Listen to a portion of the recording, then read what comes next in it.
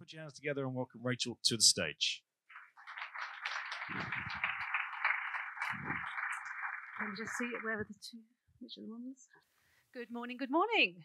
Or I think it's good afternoon, nearly good afternoon. I'm very impressed that there's still so many of you sitting here in the room, because I know that half of the room tends to disappear when it's English. And then when you have such a shitty, wishy-washy subject like balancing and yin and yang, I'm really impressed at the number of men who have stayed in the room. So thank you very much for that. Anya was talking earlier about proof of work. And so I just want to go a little bit through what's been my proof of work as to why I'm standing on this stage here today. So I have a full-time day job in Bitcoin mining. I work for a German startup company. We're part of a, when you think about made in Germany, mid-size family German company, so the mother company makes car parts, we make cosmetics, we make high-tech plastic sprayable technology, and we had a problem. And we had a problem that electricity prices in Germany were going through the roof. We were finding it hard to stay competitive on a global market. And so the founder of the company, Christian Kleger, here on the right, decided to put a few miners down in the cellar. We had plenty of solar on the roof. We started mining when we were not using the solar for our own production. We would take the heat from the miners into our big boiler and use the heat for producing our cosmetics. And then we thought, well, if we've got a problem that needs solving, there are going to be lots of other companies that have a problem that needs solving. And that is how TerraHash started. And my proof of work before that, once I understood Bitcoin, I knew I had to work for Bitcoin. And I did exactly what Anya said. I went to all of the conferences. At age 53, I did an unpaid internship at a mining company for 3 months so that I learned all about mining. Put yourself out there. It really, really works if you want to get into the mining space, into the Bitcoin space. I have another hat that I wear. I'm the vice chair of the board of EBIA, that's the European Bitcoin Energy Association. Don't get me wrong, Bitcoin does not need the European Union. Bitcoin and Bitcoin mining is going to survive whatever we guys do. But the European Union needs Bitcoin mining. And I set this up a year ago and took a lot of time to get the right people sitting around the table. Because one thing, if you want people to listen to you, you have to have people sitting on the table who talk like you, who look like you. So on the board of EBIA, we have somebody who works on the MiCA regulations. We have somebody who was 10 years on the Green New Deal. We have somebody who works for the European Energy Regulation Association. We've got miners, we've got fiat companies. We need to get all these guys to the table to start talking. But this is my biggest contribution to society. I am the mother of 4 adult children. And in fact, I was a SARM, a stay-at-home mum. Thank you. Thank you. I really appreciate that, guys, because I was basically at home. Well, when I say at home, I have moved 25 times in the last 30 years. We've lived all around abroad and then back to Germany. If I did not have my children, I would not be standing on the stage, because that chap on the left-hand side, we call Bitcoin Jesus. Patrick, my eldest son, was the one who got me into Bitcoin. And I will be eternally grateful to that guy, because it was really proof of work. He first came to me in 2017, and I said, okay, look, here's a bit of money. You can buy some Bitcoin for me and for my husband, and buy some for each of the children for their Christmas presents. That was 2017. We bought it at the peak. 2 months later, it went from 17,000 down to 3,000. The children all said, well, this is shit. What kind of Christmas present was that? A bit embarrassing for Patrick. But that guy stayed on it. And he would blast our family chat with Bitcoin, Bitcoin, Bitcoin. So eventually I had to say, Patrick, there's no more Bitcoin talk on the family chat. We started a separate Bitcoin banter that was opt-in. So the family members who wanted to hear about Bitcoin banter, and the guy stayed on it. And he stayed on it, and he stayed on it. And then finally in 2020, when the pandemic hit, and our lives changed completely. I was living in Africa, had to leave Africa, had time, started reading, started studying, read Alex Gladstein's book, and it just went, oh my God, I've got to work for Bitcoin. So I know there'll be lots of you in the room who's like my Bitcoin Jesus. So someday your family will be very grateful to you. You might not think it at the moment, but they will be. But what I had over that 25 years of being a stay-at-home mum, or a mum, the negative connotations in society if you're a mum. I mean, when I was at university, at the very last lecture that we had, or the very last day that we had, the professor was going around and asking, what do you want to do? What do you want to do? And I said, I want to be a mum. And everybody burst out laughing. And they said, well, what have you gone to university for? I said, well, I want to be an educated mum. And and all the time that if you are in, my husband, when we've moved all around the world, and he was CEO and chair of the board, and always going to these big events. And when you are in conversation with people and they say, what do you do? And you say, oh, I'm a mum. Conversation killer. Nobody wants to talk to you. You're boring. Nobody wants to talk to you. In fact, I built a house in Germany, and I needed to buy a kitchen, go along to the kitchen shop, choose my kitchen, have to fill out a form. And on one of the forms, it said, what's your profession? And I hate the word housewife because my house is rubbish. It's not clean. I'm not interested in the house. And I wrote mother. And the kitchen seller said, are you just a mother? And I said, are you just a kitchen seller? We really need to think about our words. And even when you talk to Bitcoiners, and we're all big on family, you talk to Bitcoiners and you say, oh, what does your wife do? And they go, well, she doesn't work. Yes, she does. If you are at home looking after your children, it is the hardest work you will ever do in your life. It's 7 days a week, no weekends, no holidays. So we need to change the way that we think about what's work. We only think about work when you get paid these funny little paper things that are worth nothing. So just give a thought to that. To all the women in the room who are bringing up children, we need the next generation.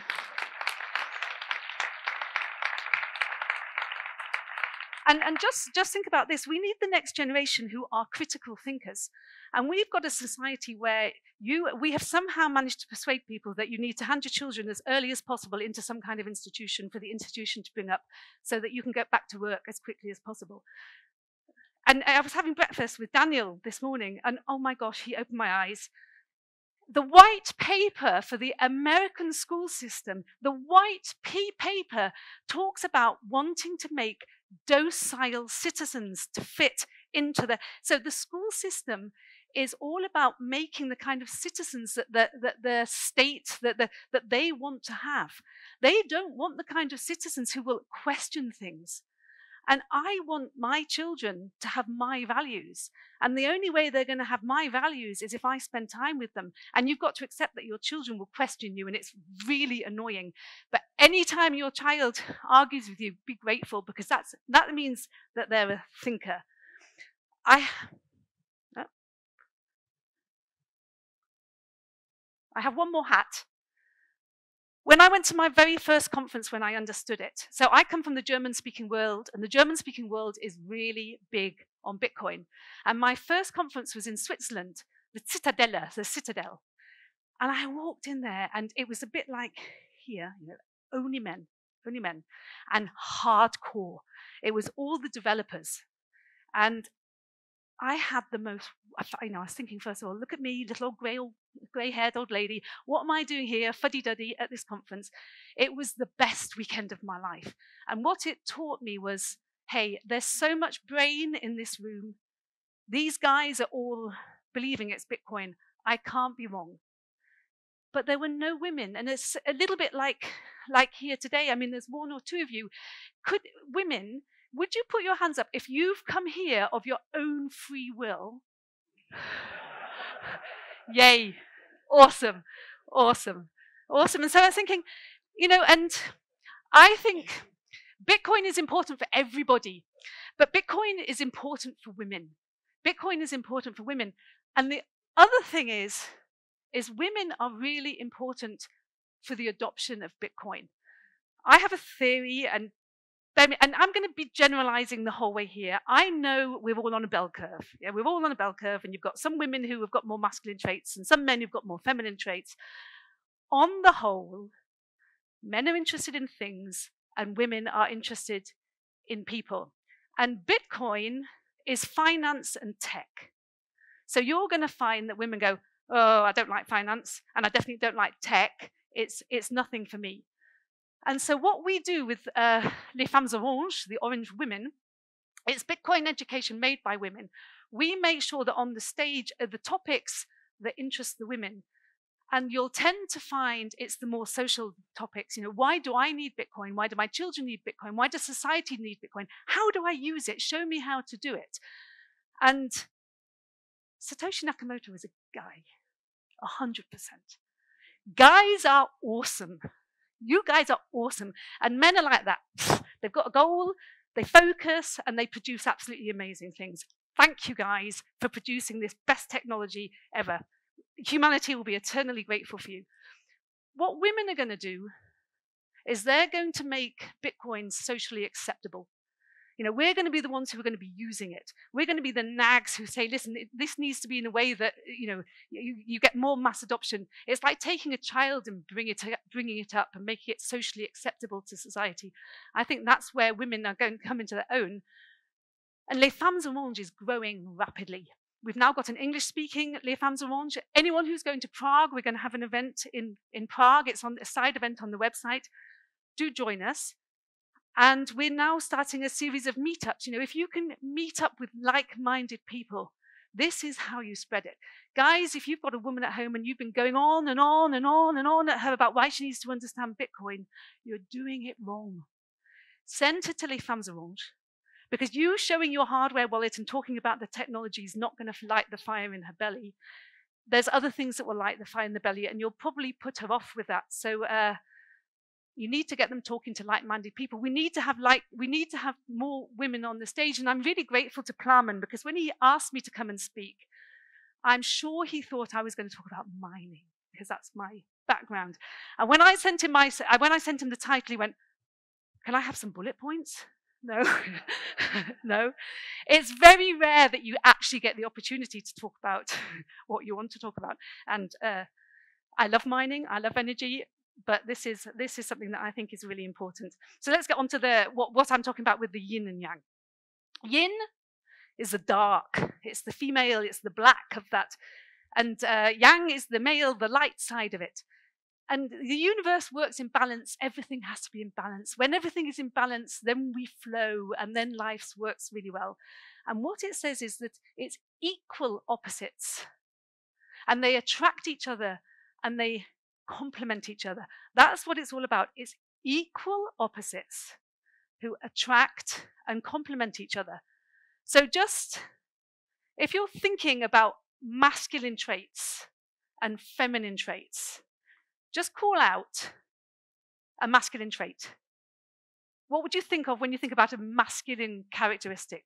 Anything. What? Say again. Courage? Stoicism? Strength? Competition? Power? Competent? Discipline? Okay, let's do the female traits. What do you think about when you think about feminine female traits? Gentle? Emotional? Compassionate? Beauty? Nurturing? Sympathy? Caring? Completely different, yeah? It's biology, folks. We're different. We're different. I did a Google search and just scraped off when you look for feminine traits, when you look for masculine traits. Yeah, women, conscientious, sensitive, neurotic, anxious, caring, compassionate. Men, independent, courageous, aggressive. With the women, it's often about cooperation. With the men, it's often about competition. And about just over a century and a half ago, oh, that's shifted a bit, feminism started. So women had decided that they didn't have a very fair lot in life. Maybe that was quite true at the time. And so I think you can divide feminism into three sections. You know, it started off in the middle of the 19th century with women fighting for the vote. And it took a century for women to get the vote. And it's really surprising when you look up how recently some countries allowed the women to vote. And then once they'd got the vote, then it shifted. And from the 60s onwards, women were still fighting. They weren't satisfied. They had the vote. It wasn't enough. They were fighting gender roles. I don't want to be a wife and mother. I don't want to be in the kitchen. I want to be out at work, earning my living. And then that shifted. Oh, that's interesting. Down into the 1990s, then it all started. They got into the workplace. Were they happy? No, they weren't happy. Then they were shouting about sexism in the workplace and the patriarchy and Me Too. Still not happy. Now, are women better off now than they were in Victorian? Yes, 100%. I think they're better off now than they were. But are we as good as we can get? Let's have a look at the statistics in 2022. Women in the EU, so this is just talking about the EU, we do more than twice the hours of unpaid work. So however equal we think we are, it's still going to be the women, and I know there will be some exceptions, and I'm sure they're all sitting in this room. They're all sitting in this room. But on the whole, women will be looking after the children the most. They will be doing the housework the most. They'll be looking after the parents the most. They'll be going out for work. They'll be earning less for the same job. And most shockingly is what happens when a woman gets older. So by the time they hit retirement, the woman will have a quarter less wealth accumulated than the man, and their pensions will be 36% less than a male will have. And this is, I can really see this in Les Femmes Orange. The women who understand Bitcoin first are women my age, because they have a problem. We're getting close to the pension, and you look ahead and you go, oh dear. You know, my pension is 300 euros. 300 euros. I spent 20, huh? Again? You know, all that work, I've worked really hard all my life, and my pension is going to be 300, but we all know nobody's getting a pension. Nobody's going to get a pension. So in the end, it doesn't matter.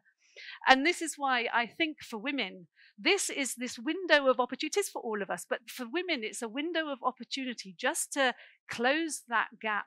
We're at a stage where we can buy Bitcoin. You know, we can buy it. That's not going to happen for very long. We can buy it. Why doesn't it matter? This is the most frightening statistic, I think, when you look at the EU. We are down to 1.46 births per women.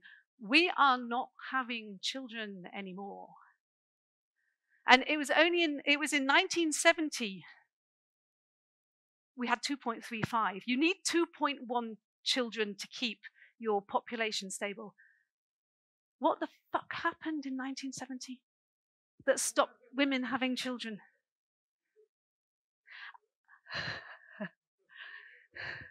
This is an enormous problem.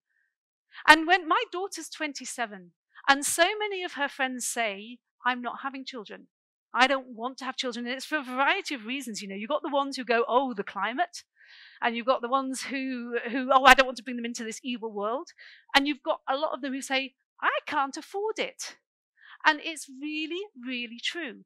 If you, as a woman, opt for children, you are basically opting for poverty, because you're not going to be earning the money that you were while you're bringing up the children, and you're not paying into your pension, so you're going to be poorer when you've got the children, you're going to be working your socks off, you're going to be frazzled, you're not going to be happy. This is a problem. Women are stopping having children, and that is a problem for everybody. That is a problem for society. We need children. They are the future. Where am I supposed to send this to actually make it move?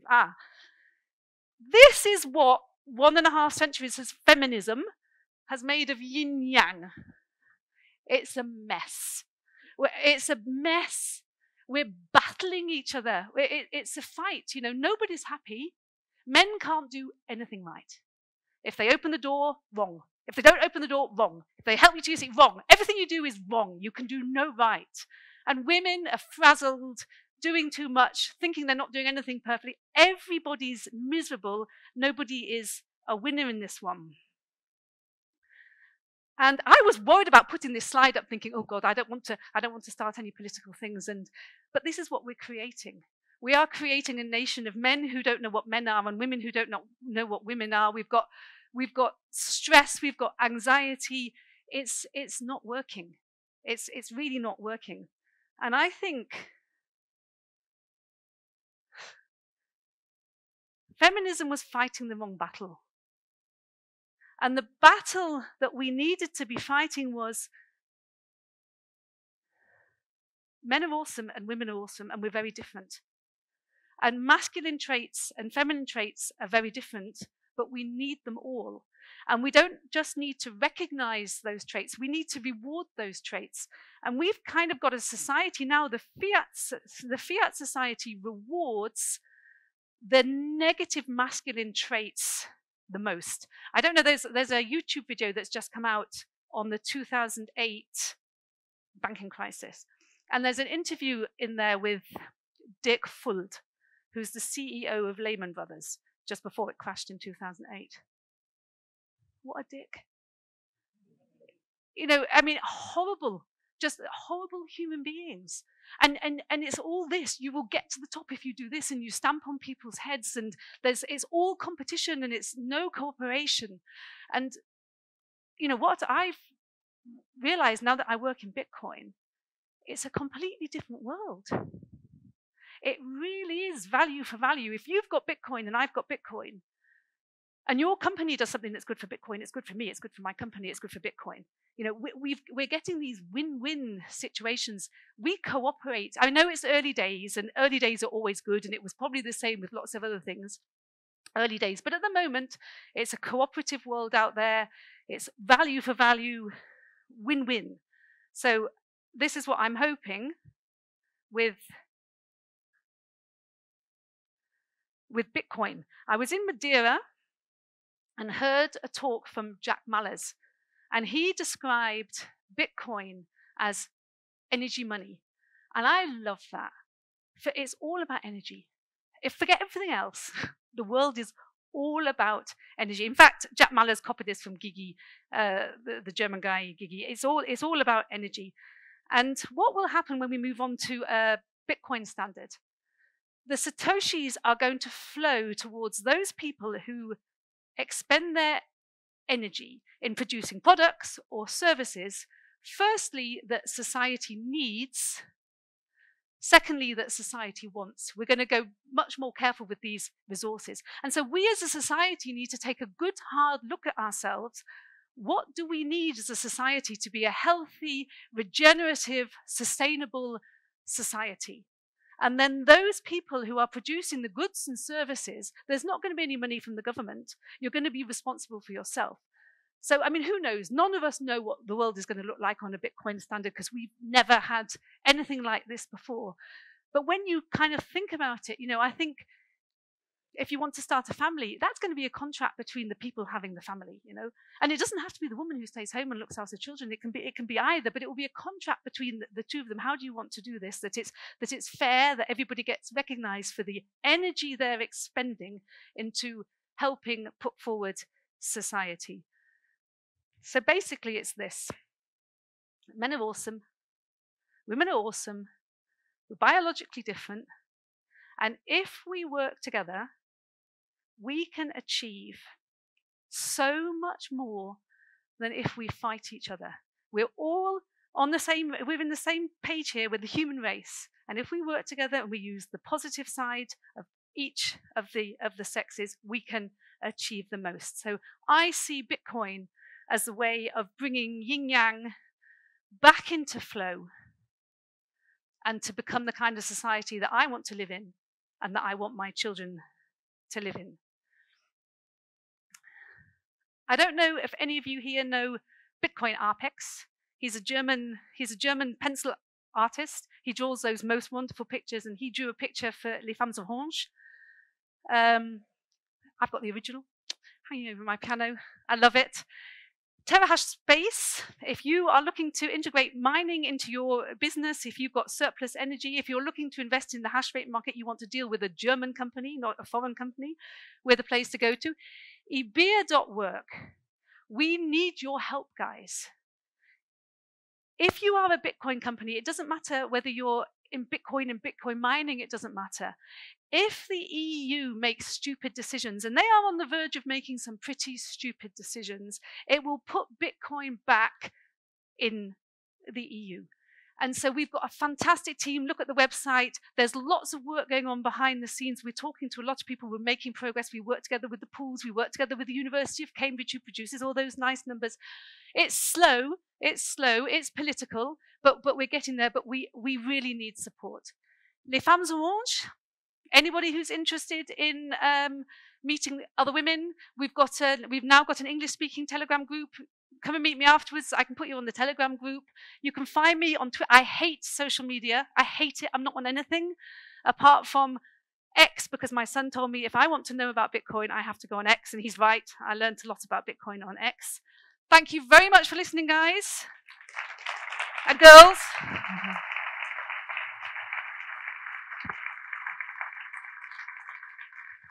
Thank you so much, Rachel. We really appreciate it. And look at that, right on time. Perfect. Cool.